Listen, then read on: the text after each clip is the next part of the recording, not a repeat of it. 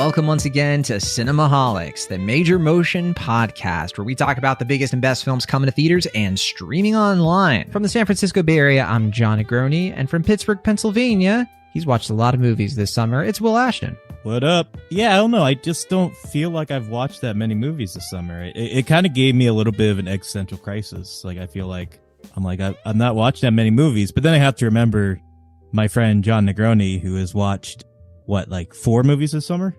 You can hold your head high. No, I've watched more than 4, but Will and I were chatting about this earlier. To be fair, average person watches 1 or 2 movies a summer. I still watched quite a bit more than 2, but I did watch far fewer this summer in the last year and a half or so than a long time for me, that's for sure. Now, this week, we're going to be doing a fun little summer movie recap because Will's the only one who watched Reagan. Sorry, I didn't get to it, but maybe Will be able to give us a sentence or two about Reagan later. But we're gonna slander me. What? Don't slander you. Yeah. What's wrong? I didn't see Reagan. What are you talking about? I know, but I just I wanted the listeners to think you did for a while. No, so we did not. Neither of us watch Reagan. However, we are going to be chatting about the summer movie season at large. It just happened. Some of you who've been listening to the show for a while, though, you might be saying, well, hold on, John and Will. You used to do summer movie previews. Are you trying to make up for your mistakes? That's right, because we didn't do a summer movie preview this year, and we didn't cover a lot of summer movies. That's the case. But, there's a lot we can talk about, and I think it'll be kind of fun to switch it up a little bit. Maybe have a broader conversation about the movie industry. We like to do those sometimes. Yeah, I mean, this was an interesting summer because we were coming off of the 2 strikes, and it felt like there were going to be less films this summer than normal. I don't know, it just kind of seemed like this summer was going to be a little impartial. Did you feel that way going into it? Well, funny enough, I mean, there were more movie releases this summer than last year. That is true. There was something like, because there was, I think, 170 something releases this year. But, I mean, that's still in effect. Like, the strikes that happened last year delayed a bunch of things. And I think the past 4 years, we're still kind of seeing the movie releases tick up and up and up. So last year, I think it was around 150 or so releases. But that said, to your point, I think the collective box office this year is a bit lower. I think 10% lower than last year, but a lot higher than 2022 and 2021. So it's like 2023 was definitely a spike. It was like we're going way up, and Barbie and Oppenheimer had a lot to do with that, of course. And then in 2024, this year, it dipped a little bit, a tiny bit, but still far above where we were in like the immediate kind of, post-COVID stuff that was going on in 2021, 2022, post-COVID in quotes, obviously. So that's kind of where we're at. It's kind of we're still in the recovery times. I think the movie theater industry, the box office business is still kind of in a transition mode at the moment. Sure. I will say this though, and I'm not trying to throw you under the bus or anything, but I know you were kind of part of this conversation. At the beginning of the summer, there wasn't a big, traditional, Marvel release or something in, the first week of May that, kind of welcomes the summer in a huge way that, breaks box office records or whatever. So I remember in May, people were kind of getting a little freaked out and being like, these movies aren't doing as well as they normally do. Does this mean the summer movie season is dead? I had this conversation with John, and I was kind of the one trying to, generally in life, I'm a cynic, but in this case, I was being optimistic. I was just like, I just think it's just a little bit of an untraditional rough patch and things are going to pick up. And I think that's generally what happened. Not to give away what's coming up, but I'll just say that the movies this summer, there wasn't something I feel like that was Titanic, I guess, necessarily. I mean, there were a couple of things that did really, really super well and broke records in their own right, but it did come later in the summer than usual. There wasn't a big traditional May release that kind of broke the record and did all these hot numbers. It kind of took until June and July for things to really start cooking. But overall, I think this was a stronger, more robust box office than we've had in a little bit, certainly since COVID. And it does feel like we're kind of itching back to normalcy. It seems like people are gradually kind of getting more comfortable with going back to the movies, at least for certain films. But yeah, it's still, it's a walk, not a hike. Or no, sorry, it's a walk, not a sprint. is what I meant to say. Marathon, not yeah, a it's not a sprint? marathon. Yeah. Whatever the expression is. Okay. I was going to say, yeah, it took you a minute, but okay. Fair enough. Yeah. So, no, that's interesting. It's an interesting way to frame it. I think a lot of that dire talk really came down with the Memorial Day weekend, and we'll chat about it in a second, but it was looking pretty bad. I mean, it was looking like people had low expectations, I think, because this summer yielded both movies from Disney that Disney was basically like kind of trending downward, especially like 2023 was so rough for Disney. So the two of the biggest movies of the summer ostensibly were going to be Disney releases. And I think there was some talk of like, okay, Garfield's not taking off. Furiosa's not taking off. We don't have a Top Gun Maverick. Twisters is a question mark. Are Inside Out 2 and Deadpool Wolverine going to deliver? Maybe. I mean, the Deadpool movies have definitely done well, but Marvel hasn't been doing well lately. And then Inside Out, I mean, Pixar has been, getting clobbered on the internet at least, because, I mean, some of its original stuff has been treated quite poorly.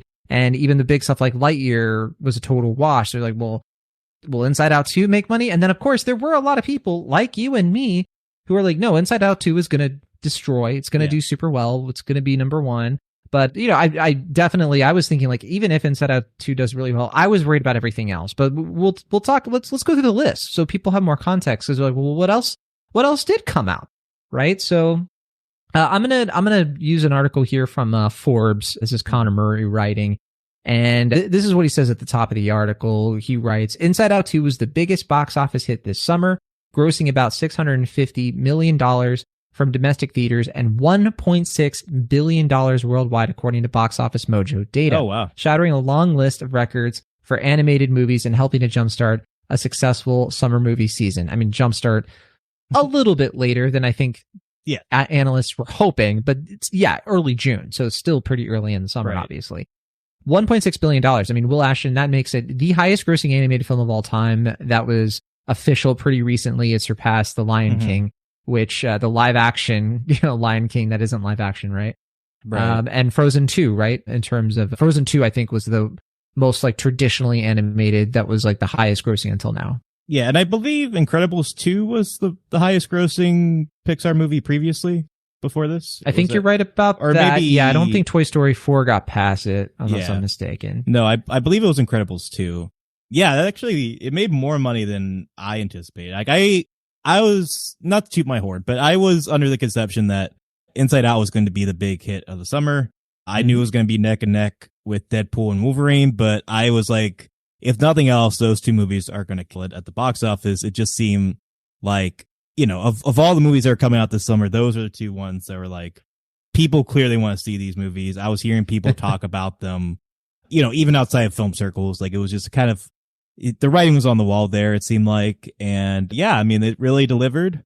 I mean, the reviews seemed a little bit more, outside of us, seemed a little bit more mixed than I anticipated. I will say that, maybe. But we should say like the high area of mixed, not mixed in the sense that like some people were like, this movie's terrible, but more so people like, oh, this is good. But I mean, we were expecting better. Right. And I know, but for me, I mean, I was like, this is actually really good, like fantastically good in my opinion.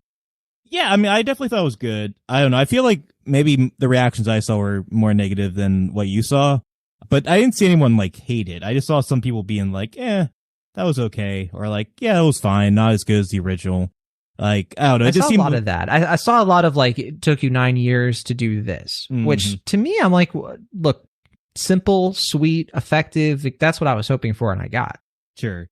But yeah, I mean, I thought that might have maybe hurt box office a little bit. Like maybe people were, if they were hearing that, it was good, but not like a must see, that might tamper off a little bit the box office. But yeah, based on those numbers you said, that does not sound like that happened.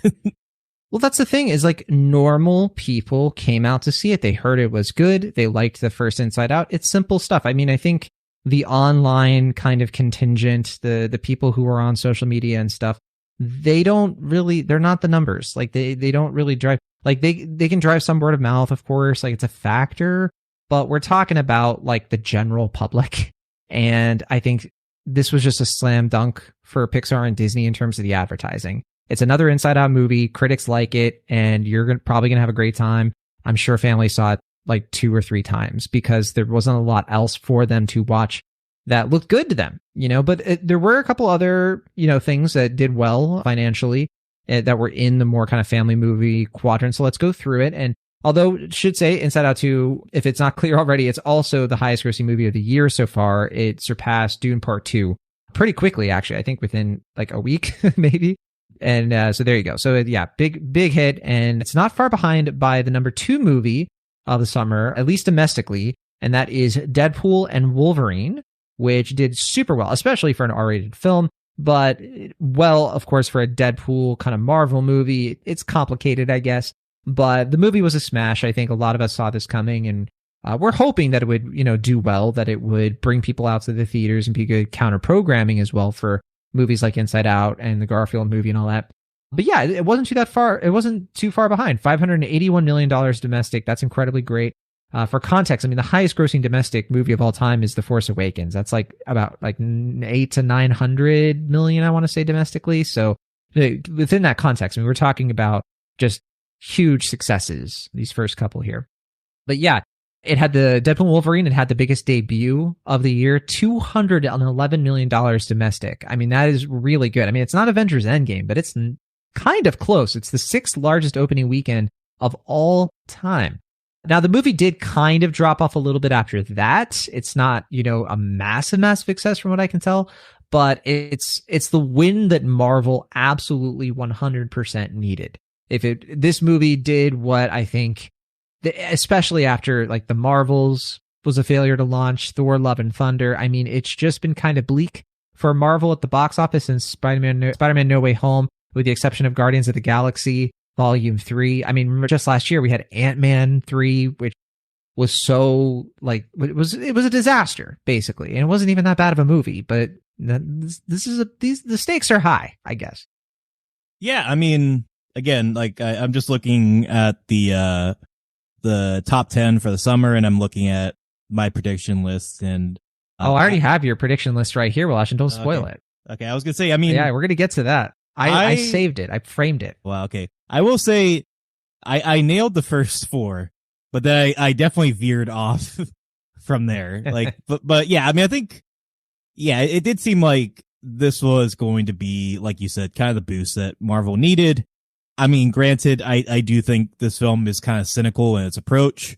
So there is sort of a weird irony of it being like a kind of jaded and, like self-referential kind of snake eating its own tail sort of film, but also kind of being the thing that saves Marvel for ostensibly maybe the next few years and kind of keeps the boat afloat.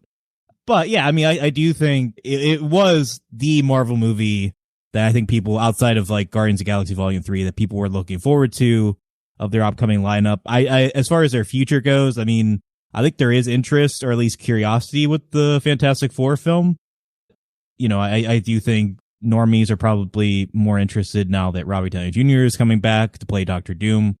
But yeah, I mean, I think for a lot of people, they were excited about Deadpool and Wolverine. It just seemed like one of those kind of irresistible sort of concoctions that, just was basically writing money. And yeah, I mean, it was, I knew this was going to kind of keep things okay box office wise for Marvel, and it really paid off. Yeah, there was even a point where I was like, man, this might even make more money than Inside Out 2, and I guess that didn't ultimately happen, but it did give it fittingly a run for its money. Yeah, and then Inside Out 2 had a little bit more time as well, and it wasn't competing with as many movies. That's not. I guess that's not totally true, but we'll get to the rest of these. I mean, it's close, but. Yeah, and since you mentioned Fantastic Four, for those of you who are kind of curious, like, when does that come out? That comes out next July, so we'll probably be talking about that eventually. And I was just looking at the release schedule for July 2025. Will Ashton, these are the 3 movies we know about for sure hitting theaters in July.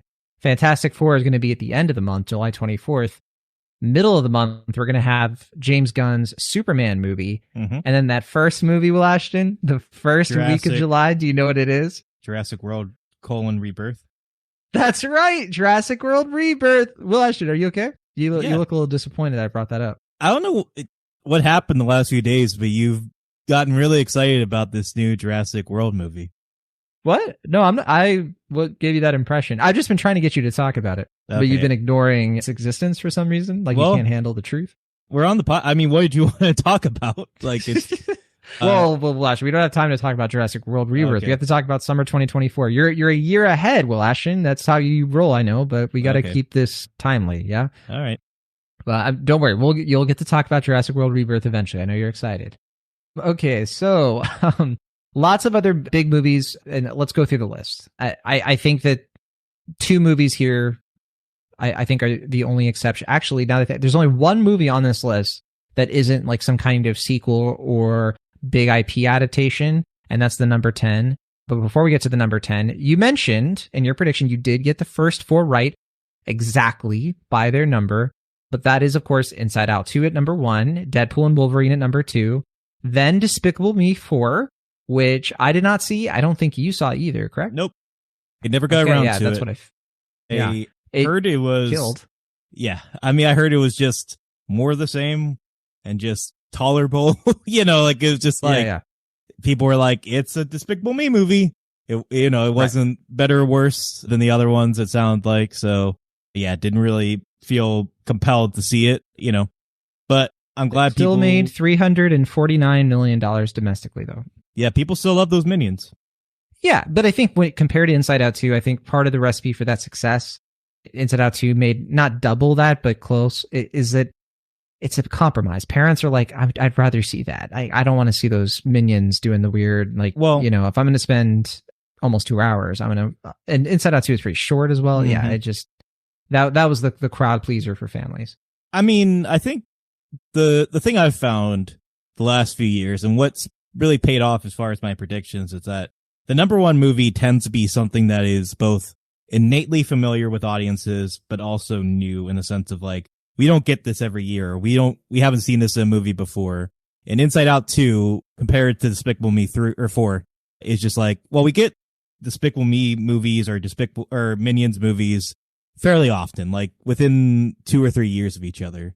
Meanwhile, in that time frame, Inside Out 1 came out in 2015, and then this is now, like you said, almost 10 years later, the next Despicable Me Inside Out movie. It's been accepted as like one of the classic late period Pixar movies, and people were excited and just like, okay, can they put another Toy Story 2 out or whatever? Like, is this going to kind of be what Pixar needs right now after 2 fairly middling theatrical films? And yeah, it worked out, and it doesn't surprise me that this was the champion over Despicable Me 4. Yeah, definitely not surprising, but in a good way. At number 4, we have Twisters, which, yeah, for both of us, did about as well as I think we expected. 249 million. I think we were both looking at it as like, all right, it's going to be, at the top 5, but, it's one of those movies where it probably doesn't have enough time to really crawl, and it's an older IP. It's an IP from the 90s that people don't know as well. Now, this is the movie I was looking forward to the most this summer, but it came out while I was in Florida and I had COVID. Yeah. So I didn't see it in theaters. And then I get back from my trip to Florida. I am feeling healthy at that point, but I don't have any time to see any movies because I'm still traveling and doing this and that and what for. So long story short, I never got to see this in theaters, which, we were talking about this before. I have resolved to watch this movie on my Vision Pro. So I do have a Vision Pro. And the number one thing I do with it is watch movies. And Will Ashton, it's a fun device to watch movies on. I'll give you that much. It's kind of cool. I watched Beetlejuice, the OG, earlier today on the Max app, and it was cool. It does kind of feel like you're sitting in a movie theater. It mimics the experience, and the sound is actually pretty nice. I don't know if Twisters is going to. I don't know if I'm going to like it. But I'm primed to like it, and if I can't watch it in a movie theater, next best thing for me is going to be in a room that I'm going to tell the room to calm down, to quiet down, and lower the lights. Maybe I'll watch it on the moon or something. Maybe that's how I should watch it. I'm just imagining like you are like in your house watching this. Melissa comes home and you're just like swirling around the house and on your prime. Pro, or sorry, Vision Pro, just watching it, being like, I'm literally moving, like right. twisting around. Yeah. But she'll probably be like, yeah, I know what movie he's watching. Bad Boys Ride or Die. That's what he's watching at number 6 or number 5 rather. Yeah. So Bad Boys Ride or Die, which I didn't see the last Bad Boys movie. That was what, 2020? Yeah. The third one. And then this is the fourth one.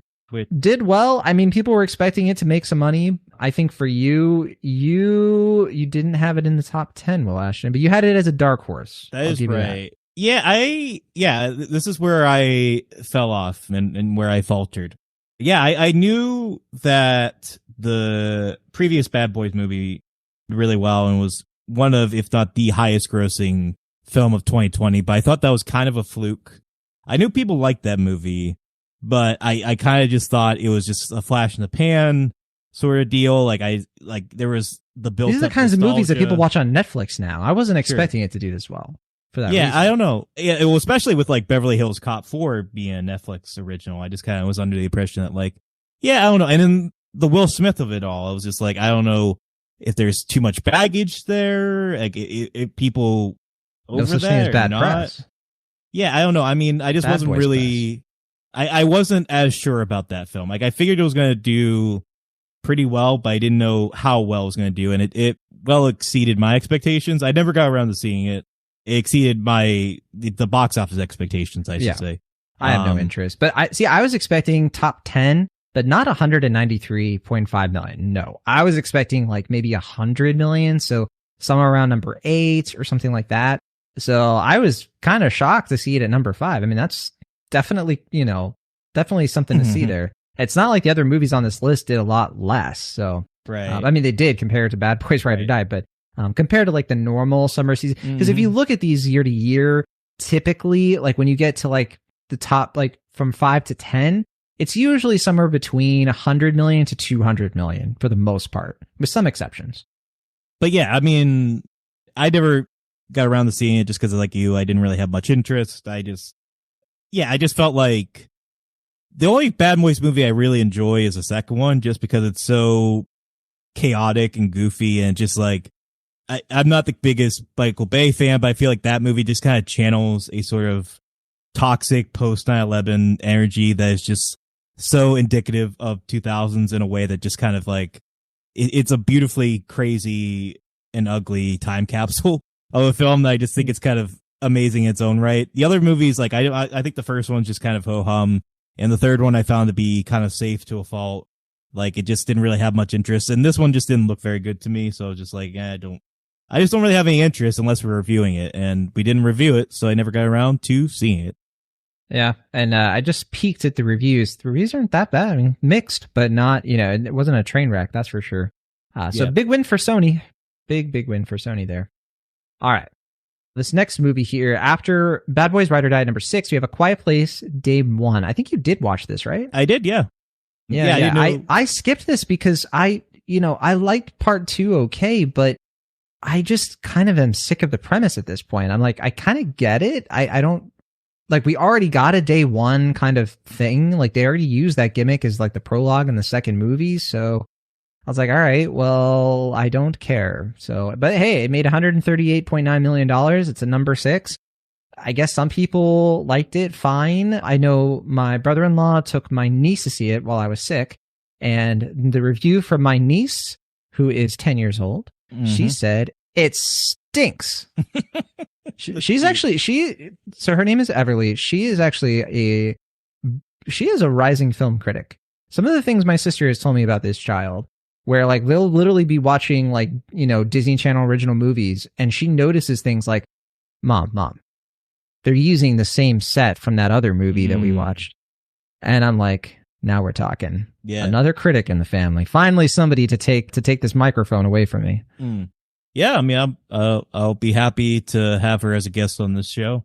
I'm sure she'd be a lot of fun. You might need her as a co-host. Yeah. Someday. Maybe, yeah. I don't know. But yeah, I did see it. I mean, my interest, and I don't expect the general public to have this shared interest, but my interest in the film was pretty exclusively related to the director, which was Michael Sarnowski, who was this was his follow-up to Pig, which was one of my favorite films of 2021. And I was really curious, just like, you know, like at one point Jeff Nichols was attached and then he became attached. Like it was just like, okay, like nothing against John Krasinski, but like those are two more inherently interesting filmmakers than John Krasinski. And they would probably give something a little bit, you know, more robust in terms of their perspective on this world and growing franchise, as it were. And generally speaking, I was right.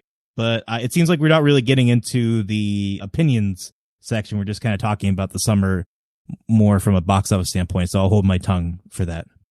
Yeah, I know, because I did kind of clock that, but I was like, I feel like the guy who directed Pig, not the best choice for this kind of movie, but, you know, he got a paycheck, which is nice, and that can hopefully lead to other movies that I think are going to be a little bit more, I don't want to say up his alley necessarily, but movies that are more exciting for him as a director, I guess, but we'll see. Hey, look, I know some people were fans of the movie, so I don't want to say like, oh, Quiet Place Day 1, everybody hated it. No, that's not the case. I don't know why, but when you said up his alley, I was expecting you to say up his ass.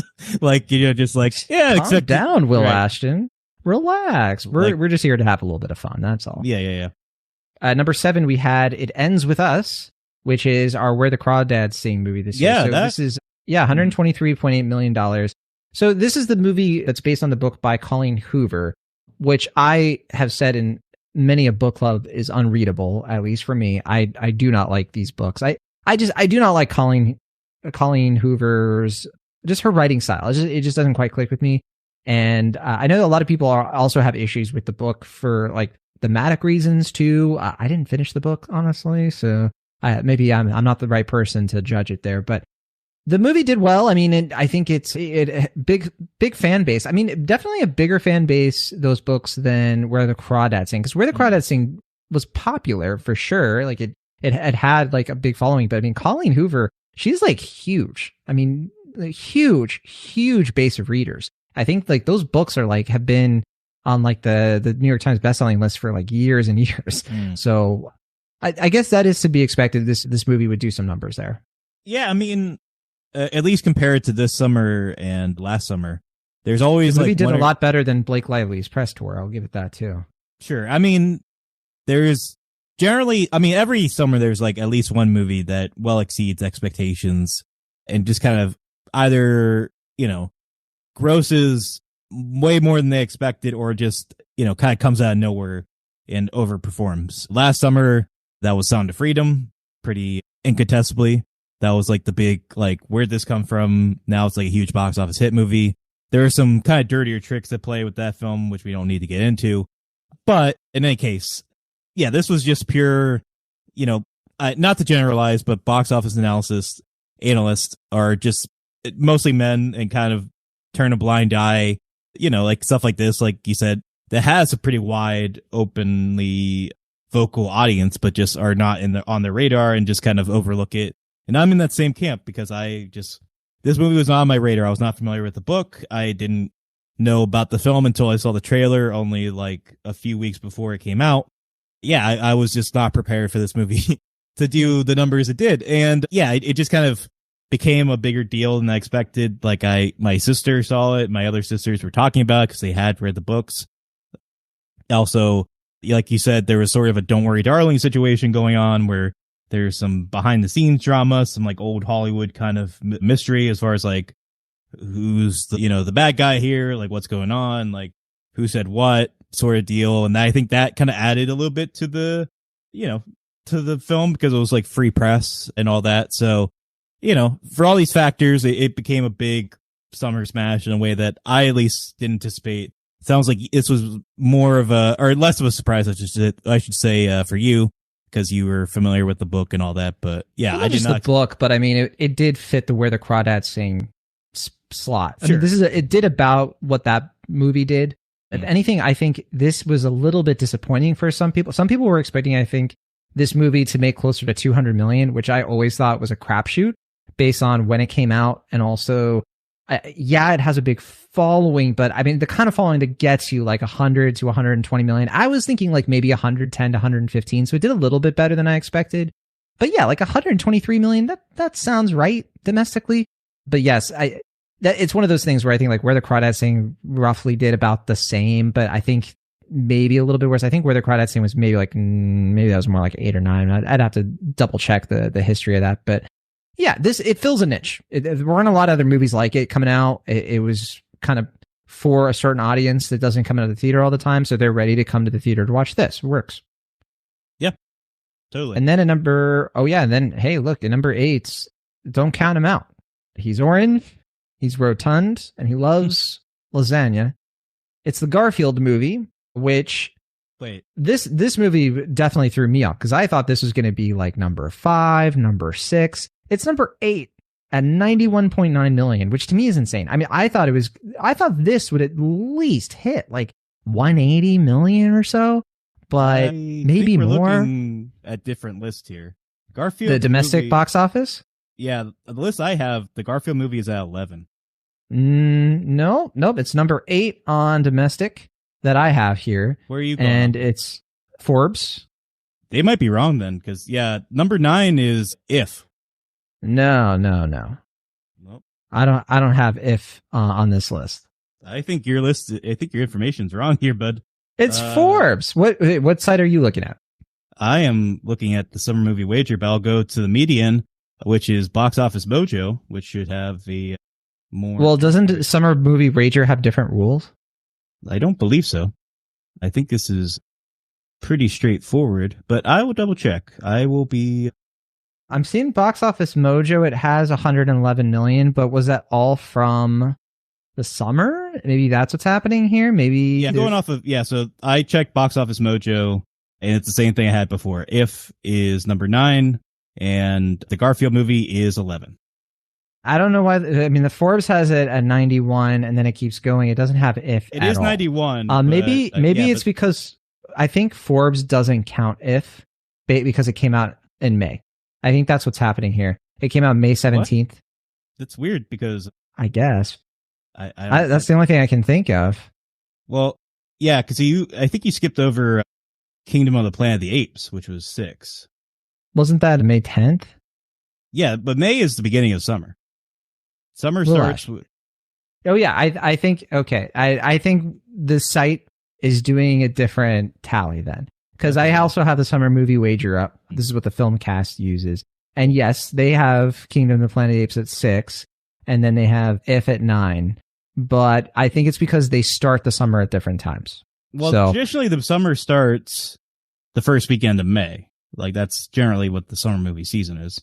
I think this is starting at a Memorial Day weekend because it has Furiosa and Garfield movie. I was going to say that is an irregular list, I will say, because I've never seen anyone count Memorial Day as the start of the summer movie season. Well, yeah, okay, fair enough. I mean, we can reference both then for full context. So if you are counting earlier in the summer, and I get what you're saying, because I mean, some of the Marvel movies have been like that, right? They're coming out like end of April, so I'm not opposed to switching it up there. But yeah, Kingdom of the Planet of the Apes did hit number 6 on Summer Movie Wager because that was 171 million. Mm-hmm. And sure, we talked about that movie. Good movie-ish. Yeah, I liked it. I mean, yeah, it hasn't really stuck with me, I feel like. It's just kind of like, yeah, it was pretty good, like a solid continuation. And maybe even a little bit better than I give it credit, but... Kind of a recontinuation in some ways, though. Yeah. If I did not see, so yeah, that did make 111 million to date. That is the number 9 on Summer Movie Wager. It doesn't qualify for the other list I'm referencing. Yeah. But yeah, you didn't see If either, huh? Well, to be fair, I tried to watch it before we recorded, but we recorded earlier than I anticipated. Sorry. No, it's not your fault. I mean, it's just my schedule. Podcasting life. It comes at you fast. I watched like 12 minutes of it, and it looks kind of mawkish, and I was expecting it to be kind of Spielbergian, which it is, because it had like, Janusz Kaminski, whatever that guy, Spielberg's regular DP. But it seemed like it was actually kind of going for more of a Pixar vibe than I anticipated, outside of the obvious like Monsters Inc. thing with the imaginary creatures and stuff. Yeah, I heard like Foster Someone for Imaginary Friends is what it rips off the most. Sure. But the beginning of the movie, and again, this is not like a full review, obviously. This is just me. Yeah. The beginning of the movie, aka the part of the movie I watched. Yeah. The first scene of the movie is like a very deliberate sort of like Up style montage sort of thing. Okay. Even like Michael Giacchino's like score is very reminiscent of the Up score. So there's some piano. Okay. Well, yeah. I don't know. It's one just way like, to start the movie. Sure. I'll watch the full thing and give it its full credit, but from what I saw, it looked kind of whatever. Like it just like John Krasinski clearly, with the exception of his first film, the David Foster Wallace adaptation, Brief Interviews with Hideous Men, it seems like all of his directorial efforts focus a lot on like family dynamics and like kind of beating the odds and sort of stuff. And it's definitely that, but I feel like family films isn't really his forte as a filmmaker. And I don't know, it looks a little mawkish. It looks a little, cheesy, corny to me, but I'll give it its full due and see what it's like. Yeah. Number 10, we have The Fall Guy. And that is, if you are counting The Fall Guy, the Forbes list moves over to the Garfield movie. We'll talk about that eventually. But yeah, also The Fall Guy, another movie that I didn't watch. Not that I didn't have interest or anything. It's just, I don't know. This was the movie that wasn't on my radar as much, I guess. I was interested. It looked like it was kind of fun. This is the John Wick director, not David Leitch. Yeah, yes. David Leitch, the co-director, I should say, the uncredited co-director. Yeah, I mean, I've been a little like hit and miss with him. I enjoyed Bullet Train more than I expected, and more than some other critics. Deadpool 2, I was kind of like whatever about, and I hated Hobbs and Shaw. I thought that was an awful film. But I like Atomic Blonde, and I was, this was like a little bit more in the vein of, I guess, like Deadpool 2-ish, where it's like, I don't know, it was fine. Like I'll kind of give my analysis early because I didn't really have a lot to say about it. It was just kind of like, yeah, it's a appealing summer blockbuster relying on the charm of its appealing leads, Ryan Gosling and Emily Blunt. Yeah. And it's like, it's got some fun action scenes. It's got the banter. It's got all you kind of want. Didn't really stick with me, kind of similar to Kingdom of the Planet of the Apes. It's just like a May release. I was just kind of like, yeah, totally fine. A serviceable film, probably a like light 3 out of 5 kind of film. But yeah, nothing I'm like, writing home about. It just sort of does job, and that's all you can really get from it. I will say I never watched the show it's based on, the 80s show. But I think my thing with this movie and some of the other movies that have come out this year, I kind of touched on it with Bad Boys Ride or Die, and I think that Hitman movie earlier in the year. I think it's like it's a weird side effect of the Netflix movie. These all just feel like Netflix movies to me in the marketing, not the movies themselves. I'm not judging the movie because I have not seen it, but like the poster for it, the premises of these movies, like all this stuff, it just looks Netflix to me. And to me, like that has been so tarnished as a brand for this kind of thing, for this sort of like action rom-com. Like when I see that poster, I think this is going to be slick, bad effects, a bunch of actors I recognize who are phoning it in. And that might not even be the case because it might be fine. But I think I'm just the marketing isn't, hitting me or making me feel like I got to go see it. And so I think it's like this, it's a side effect. I think it's because Netflix has had all these other movies like Extraction and Adam Project, all these Ryan Reynolds movies. Like they just do all these crazy numbers on Netflix. And now we're kind of seeing it squeak out into the movie theater because that's just what people want these days. And there's nothing wrong with that. Even I may not be the target market, but I mean, this movie was successful. So power to it. Actually, I think this underperformed kind of slightly.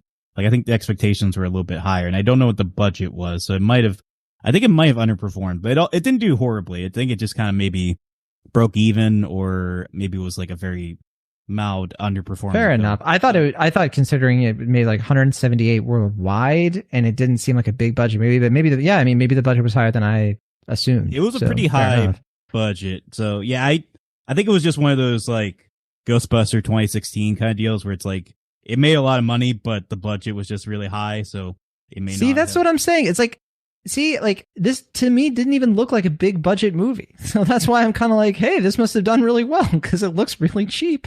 But then, it ended up not being cheap, and maybe it was even a bomb. So, okay. So the budget was $125 million, and it grossed $180 million. That's worse than that's even worse than I thought. Oh. So, yeah, okay, so a flop. Yeah, I mean, it's not a huge flop. It just like underperformed basically. Like Furiosa was a flop. This was kind of more like Oh, we kind of wish that made more money. We spent a little too much. No, I think this counts as a flop. There's no way that it made its money back. Yeah, it did not make its money back. With advertising costs, it certainly didn't make its money back. Absolutely not. But to your jaded point, I think it should be said, and this was talked about earlier this summer, I believe, or maybe even before that. Like a film like Argyle, which was a pure flop, like no contesting that was a big bomb. That on streaming has had a longer life than something like Roadhouse, the remake with Jake Gyllenhaal that was on Prime, that like really did big numbers when it premiered. And that's mainly because even if a movie does horribly in theaters, it's been pretty well reported at this point that it has a little bit more legitimacy because there are more ads for it. People are more aware of it culturally, it seems like. Yeah. More money is spent on trying to get people to watch it. And that does have an effect, even if it's a delayed effect. Yeah. To in a point where, like, you know, with the exception of something like Stranger Things, which is obviously a show, not a film, most things on streaming don't really have a big second life. Like, it doesn't really, it's rare for a film to kind of get that word of mouth, like, without a lot of marketing kind of deal. And so, you know, like something like Roadhouse is like a kind of like, I use his expression already, but like a flash in the pan kind of thing where it's like people hear about that first week, they watch it, and if they don't watch it, they forget about it because it's not really stewing in their mind much. It's kind of just, if you see it that first weekend, great. If not, then you kind of forget about it. With Argyle, though, if you don't see it in theaters, it will eventually hit streaming, in this case, like Apple TV Plus. And people are like, oh, yeah, I remember hearing about that Argyle movie. I never got around to seeing it in theaters, but I was curious about it. It looked cute or charming or whatever. And then they watch it on streaming. So to your point, something like Fall Guy, I assume it will have a bigger social media or not, sorry, streaming life, because it's like one of those things where people didn't really jump to see in theaters. Like, it did decent numbers if it wasn't for the budget. But well, it's like, Universal, I think. And I think if it's Universal, that means Peacock, which means... Right. Yeah. So unless they license it to Netflix, right. I don't quite anticipate. Maybe Prime. Yeah. We're in for a reckoning, I think, with the streaming stuff.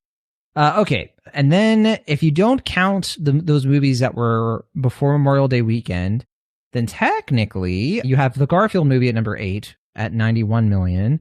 And we already talked about the Garfield movie on this show. I kind of touched on it. I was a little surprised that it did as badly as it did. I mean, I wasn't expecting it to be Super Mario Brothers or anything, but man, I mean, domestically only 91. I was expecting not double that, but a little closer to double that. So definitely a big disappointment there. In this case, though, I think that one was ultimately a hit because the budget was actually relatively low for that one, I believe. I mean, you can tell when you watch it. Yeah. Yes. You're not wrong about that. Even though I didn't love the movie, I do kind of feel like I'm such a Garfield guy that I kind of want to go to bat for it. Like, I'm kind of like, it was okay. You know, like, you know, it's like a film I feel protective of, a parental sort of protection toward. Their own cat. The budget.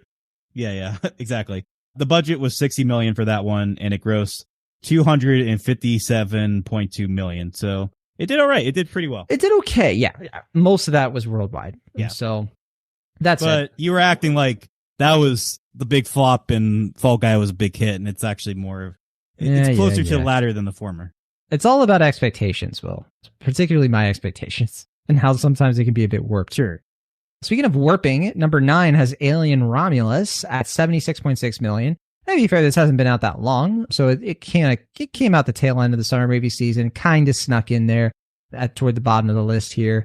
But doing okay. I mean, it's an Alien movie. I don't think people expect these to do insanely well, but I think it'll have done well enough we'll probably get another one of these, right? Considering that was going to be a streaming film and they put it in theaters, I'm sure whatever money it makes is more money than it would have made if it premiered on Hulu.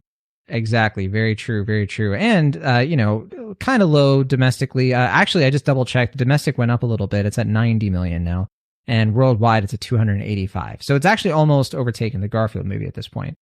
But then last, we have Longlegs at number 10. This was, if you are just going by Memorial Day weekend, this movie, which made 73 million domestic, and most of its worldwide totals is domestic, which is great for it.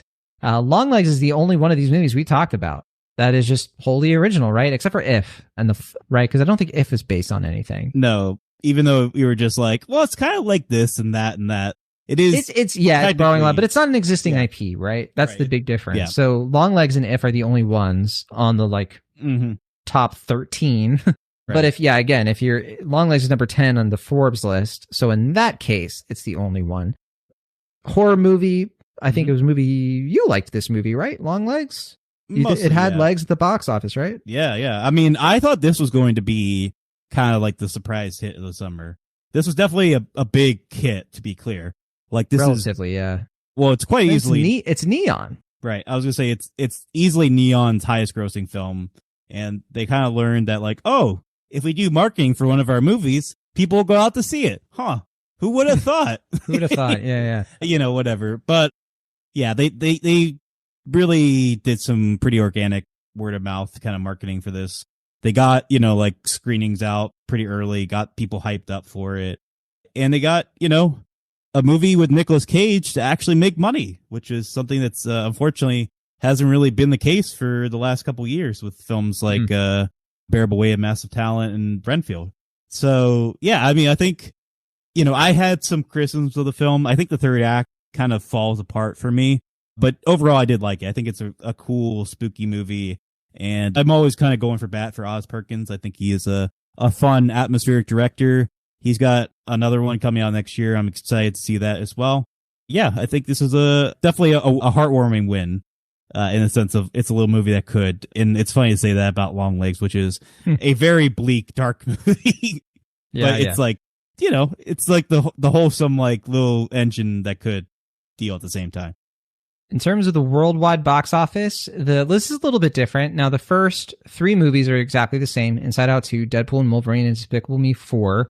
The first 2 being billion-dollar movies. We got 2 $1 billion-plus movies this summer.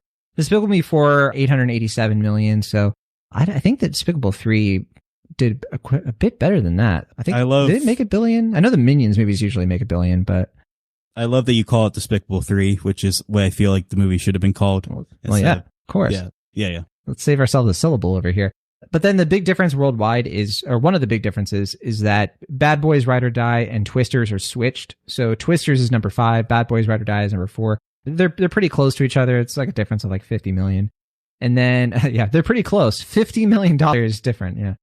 And then after that, Quiet Place Day 1 still number 6. It Ends With Us is still number 7. But then Alien Romulus is at number 8 instead of number 9. And then Garfield movie is number 9 instead of 8. So those switch. And then instead of Longlegs at number 10, you have Furiosa and Mad Max Saga at number 10. It only made $172.8 million worldwide. Big flop, as you mentioned. Yeah. So those are the highlights. Yeah, the joke I was going to say before when you were talking about a relatively small 50 million difference is like, you're letting your privilege show there, John. It's like, what's a banana cost? $10? Yeah, exactly. Yeah. Now, if we look at your list, we already referenced it a bit, but yeah, again, you, like me, were expecting Garfield movie to do a bit better. You had it at number 5, and you had Furiosa and Mad Max Saga number 6. Yikes. You weren't too far off with If. You had it at number 7. You're just a couple off with that. But then you had Quiet Place Day 1 a bit lower, quite a bit lower than it should have been. You had Kingdom of the Planet of the Apes quite a bit lower than it should have been. And then you had The Fall Guy at number 10, which, again, not that far. Yeah, I think that was like spot on. Fall Guy was number 10 on the summer movie wager version of these things.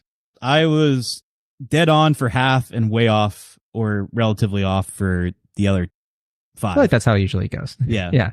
And your dark horses, you had Horizon American Saga, the first in a 4-part movie Kevin Costner thing that failed abysmally. And also you had Trap and then Bad Boys Ride or Die. Okay, well, at least Bad Boys Ride or Die was like in the discussion. Yeah.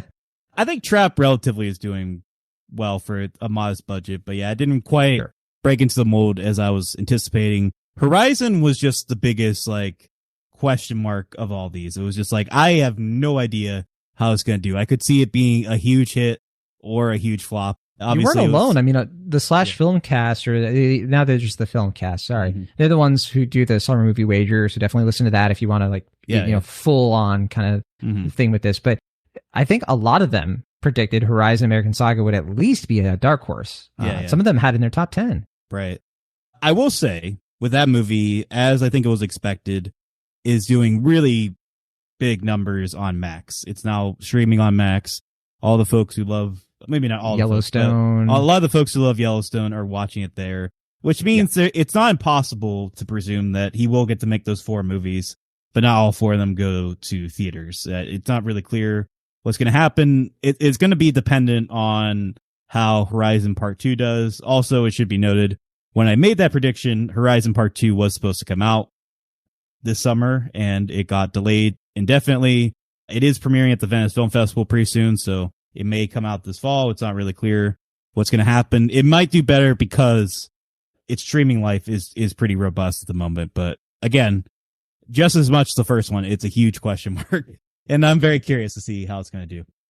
Before we end the discussion, we'll say that this was a good summer for indie and limited releases, better than last year and the year before.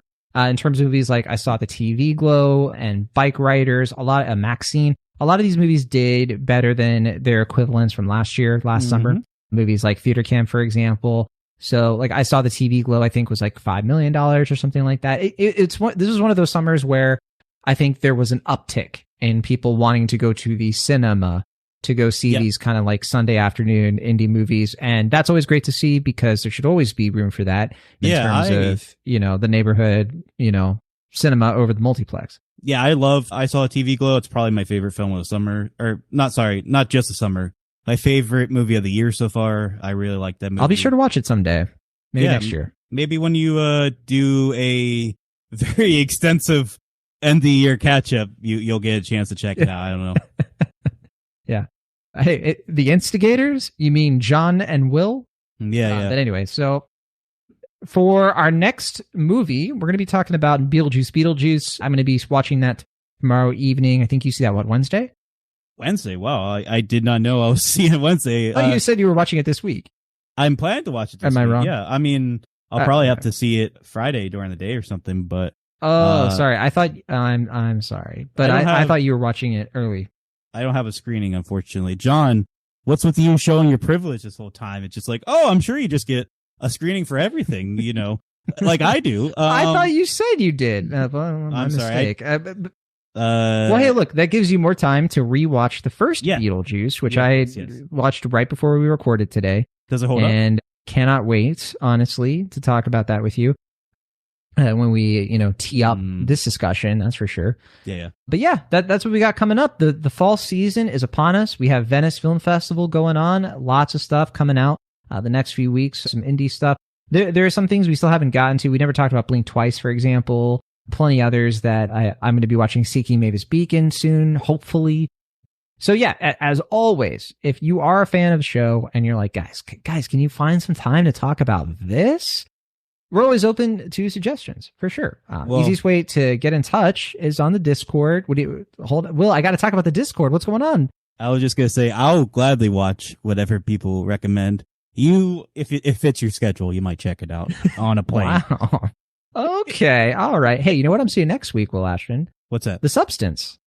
Oh, that's good. Yeah, I'm jealous. You're getting the cool seeing that stuff on Monday. Yeah. I want to see these movies. Well, come with me, Will Ashton. You're invited. Yeah, sure. You can come. Hop on that plane. I was telling you earlier, like, you should be coming to Pittsburgh because, like, we have, like, Avatar Last Airbender live in concert. And, we have, like, a Pixar exhibit at the Science Center and all this stuff. But you're like, come here. We got the screenings. I'm like, well, that is a tempting offer, I have to say.